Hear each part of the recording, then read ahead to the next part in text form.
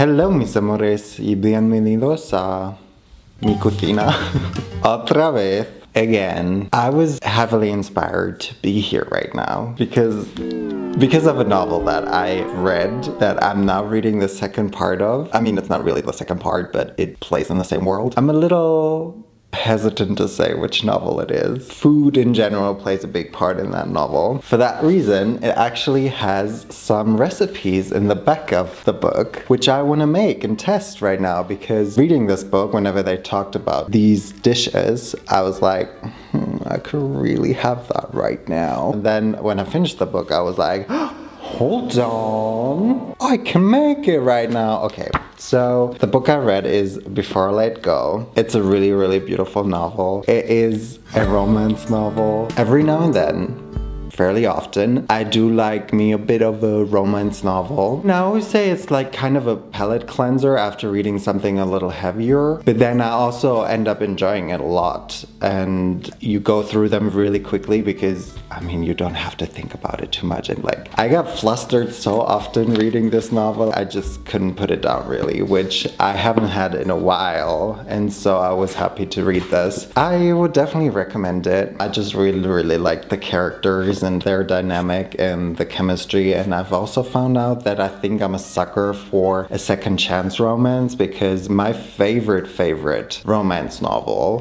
which is called 7 Days in June, is actually also a second chance romance. Guess I'm a sucker for that. I'm currently reading the second part. This is not a second chance romance. So far I can't really connect that easily to the characters, but I'm also only 80 pages in, so we'll see how we go. There are also recipes at the end because the protagonist loves cooking. If we like how this goes today, then I might... Actually, I really want to make the other recipes as well, so hope you love this video. Yeah, I can't believe that I'm reading a straight book in Pride Month also. And then another one. I was hoping that maybe this person would be queer, but... well, this novel plays in Atlanta. So we're in the South. I'm guessing we have a lot of Southern recipes in here. We're gonna make 2 of those. We're just gonna get into the first recipe, which is called Aunt Bird's Limoncello Pound Cake. You guys know that I don't really drink alcohol. I mean, I do love lemons, and so one of the liquors that has the best chance of me enjoying it is limoncello. So this sounds really great to me right now. Even the protagonist, who can't bake or cook, made this, and it turned out great. I think we should be fine. Let's get started. So you need some vegetable oil or cooking spray for the pan, 2 cups of all-purpose flour, 1 teaspoon of baking powder, half a teaspoon of baking soda, and 1 teaspoon of salt, which seems a little excessive to me, but if Aunt Bird wants 1 teaspoon of salt, we're gonna give it to her. 1½ cups of unsalted softened butter, 1 1/4 cups of sugar, 3 large eggs, 1 1/4 cup of sour cream, and 1/4 cup of limoncello, and lastly the zest of 3 lemons. Then we're obviously gonna make a glaze, but I'll tell you what you need for that once we put that on the cake. I haven't followed a written down recipe in quite a long time. Like, it almost feels like I'm using a cookbook. Okay, moving on. This feels ancient. Preheat the oven to 350 Fahrenheit. In a bowl, all of the dry ingredients, we basically already put all of them in there. Mix them all together. Best of both worlds, you know how it goes. And just like most cake recipes, we're now gonna beat the butter and sugar on medium speed until light and fluffy. When I was younger, I was a sucker for butter. I would literally eat that. Wow, isn't that excellent? We're gonna add 1 egg at a time to the mixture. Wow, onto the dry ingredients, but only add 1/3 of the flour mixture for now. And add half of the sour cream. Beat. Repeat these steps, ending with the flour. Lastly, add your lemon, the lemon zest and the limoncello. Now I will probably need 2 pans because that's a lot of batter. Also, we really gotta talk to whoever created this cover because... no. Oh, actually, this one is even worse. Also, why would you make a second book and not have them the same size? So shine it because it's greasy. I forgot how much you fill up these pans because I rarely ever use them. I reckon we can go a little bit more. And then I don't even need another pan. It's ready for the oven, guys. So if you use one of these like round bun pans, you will bake it for 30 minutes on the center rack. Then you rotate the cake and turn the temperature down to 325 Fahrenheit and bake for 25 minutes more. So in total, you'll bake this for about 55 minutes. Guys. And Bird's limoncello pound cake literally came out looking perfect. Look at this! Never in my life, when I made a cake in this kind of a pan, did it come out this perfect looking. It's just a basic ass cake, but like I'm actually shocked at how good this looks. But let's make it look even better. We need a glaze. Of course, I let this cake cool quite a lot or long enough to not test Naomi's patience too much because she's been asking for it for a while. Here's what you need. 1 cup of powdered sugar and some lemon zest, 2 tablespoons of limoncello, and just a pinch of bless your heart. Not my words, guys. Pour the limoncello on your sugar and stir it. I think this has a great texture. Time to make this cake even more perfect. It seems so soft and like juicy even almost, like so bouncy and soft and nice. I'm just gonna let this set for a couple of minutes at least, and then we can try it. Guys, this looks perfect. This looks like the most perfect cake. Never have I ever made such a pretty cake in this type of pan. Can't wait to dive in, so let's do it. I'm going straight for a middle piece. Actually, I'm going gay for a middle piece. Aha. Perfect. Oh, look at how moist it is. That's probably the sour cream, right? Or underbaked dough. I think it's just moisture. I think we're fine. We're good. Cheers. Slices of yellow cake with its ivory icing on plates to everyone. Yellow cake, ivory icing. I think we got that part right. It's delicious. It tastes just like Aunt Bird's. Mine does too. The lemon zings on your taste buds and it's so moist. It practically melts in your mouth. That I actually agree with. It is very moist. The sweet icing blends into the just right sourness. Yeah, I wouldn't call this sour. I also don't really agree with the lemon zings on your taste buds, but maybe my lemon taste is just a little different. This, with more lemon in it, is literally the perfect lemon cake. And I think I will definitely remember this recipe and just add more lemon. Honestly, the texture is so amazing. It really does melt in your mouth. And Bird, no wonder everyone loved you. That was fantastic.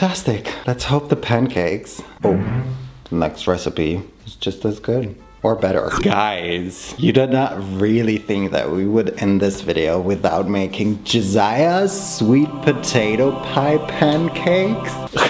Of course we won't. We have to make them. Josiah is the male lead, the one's husband and father. Still father. In his household, he's famous for his sweet potato pie pancakes. Sweet potato pie pancakes. I have made a couple of things on this channel, but I'm not sure if I've ever made a sweet potato pie. From the ingredient list, I reckon it'll be similar to a pumpkin pie. I don't think you'll taste much of a difference between a sweet potato and a pumpkin in a cake.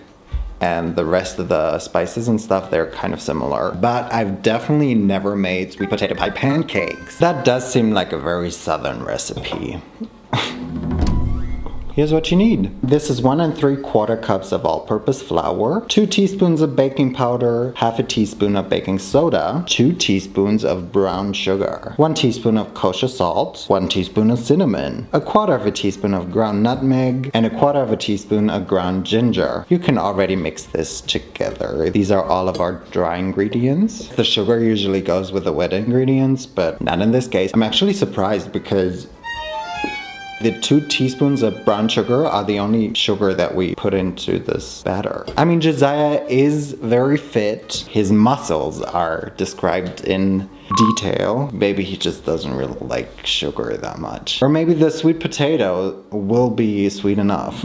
We're gonna put 2 small sweet potatoes in there, roasted and pureed until smooth, which should be about 3/4 of a cup. My mixer didn't want to puree them, but luckily I roasted them long enough that it basically just turned into a puree itself. So I was happy about that. This is 2 cups of milk, 2 eggs, a teaspoon of vanilla extract, some butter for the pan, and most importantly, guys, a full cup of swagger. Yeah, we'll definitely have to add that later. I didn't make this up. In the second bowl, we can whisk the milk and the sweet potato puree together. No, I don't think I can wash this. I've never washed this. Also guys, this has become quite small, but I know there's a way of like stretching out crocheted stuff. I'm just a little afraid. I don't want to like overstretch it. Can you then shrink it again? I need your help. And then add the eggs and vanilla. I think I better take this off. Now combine the dry and wet ingredients and stir. That's hard. I don't know how to do that. I mean, I'm mixing and not stirring, so I guess it is hard. That's it, you guys. I guess it's good that it's easy because pancakes you usually eat in the morning and you don't want to stand in the kitchen for hours and hours. I mean, you will have to roast the sweet potato unless you can buy sweet potato puree, which I don't think you can buy in Germany. Oh, of course, guys. The full cup of swagger. Don't forget about that.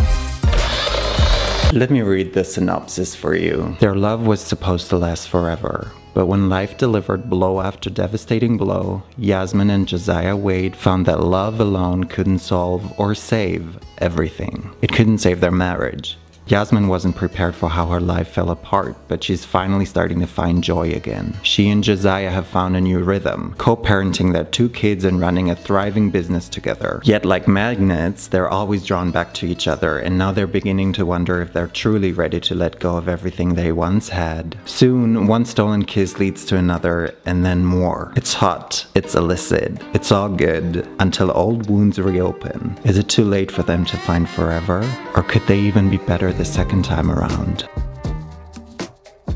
Yay! Our pancakes are done. Sorry. Josiah's sweet potato pie pancakes are done. They smell not so great. They look really good though, right? I love how uniform they are. I just cannot get over this texture. Like, they are so soft. Obviously, we're gonna garnish ours with some maple syrup and then just some nutties on top. Oh wow, wait a minute, hold on. That actually looks really great. Get into Josiah's sweet potato pie pancakes. Honestly, none of the pancakes I've ever made turned out this well. Looking. Really impressed with them. They took forever to cook, not gonna lie. Okay, very pillowy. More maple syrup. I can't believe I would ever say that, but they need more sweetness. I guess they really rely on whatever you put on top, like maple syrup or sweetened whipped cream or so, because like just by themselves, the spices taste great, even though there could be a little bit more intense, I think. Yeah, it's just not sweet at all. I think this is one of the best pancake batters I've ever made. The texture of them is just so nice, but again, you just need a lot of maple syrup. Honestly, if the Josiah of my dreams, or what I pictured him like when I read this, would make these for me on like a Sunday morning, or Saturday, or Monday, or Tuesday, or I would be in heaven, I think. Actually, I think this is being turned into a TV show or movie. I'm not sure. So I'm excited to see who will play him. Don't mind me while I dream of Josiah and pretend that he made these pancakes for me. Not that I had to make them myself. Well, mis amores, I think these recipes just made me appreciate this book even more. I think I like it even more now. Maybe women's fiction is just my genre. My genre? No, I honestly loved both recipes and I wonder where she got them from. Maybe she also had them from her aunt. If you're not into books and reading, I hope you're still into the recipes that I've made. Again, let me know if you want to see more of these kinds of videos. Not every book that I read will have a lot of food in there, and especially not every book will have recipes in the end, but these two have, so I definitely want to make some of these recipes that are in the second book as well. And maybe in other books I will find some dishes that I would like to make as well without having the recipe within the book. Let me know if that's something you'd be into. If you want to know what I'd be into, seeing you guys next week. Right here, right now.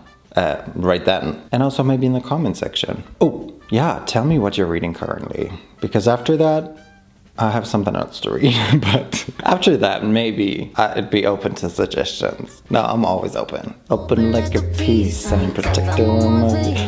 Thanks so much for watching this video though, guys. And then I'll see you next time.